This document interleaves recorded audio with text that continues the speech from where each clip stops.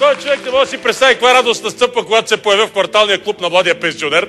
В този клуб съм всяка вечер и си разказвам интересни истории.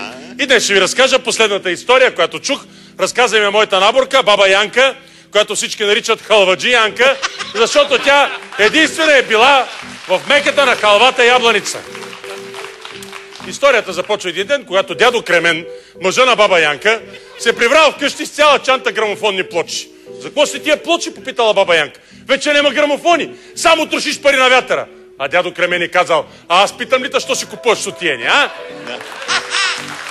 Баба халваджи Янка много се обидела и решила да си направи пълна промяна в областта на гърдите.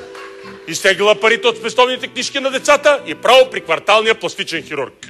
Искам нови гърди, отсяква баба халваджи Янка. Добре, бабо, казал с благ глас хирурга, колко пари имаш? 500 лева. За 500 лева мога да ти сложа само полуавтомат.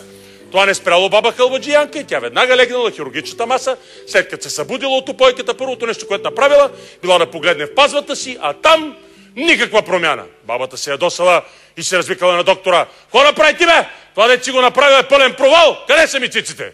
Хирурга побързал да успокои. Нали ти казах, сложил съм ти полуавтомат. Като искаш да имаш големи гърди, нужно е само да помахаш ръце ето така.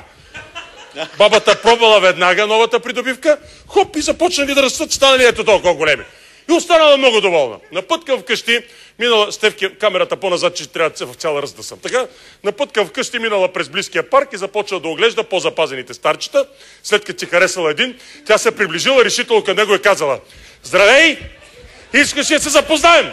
А старец отвърнал: разбира се, че искам! Разбира се!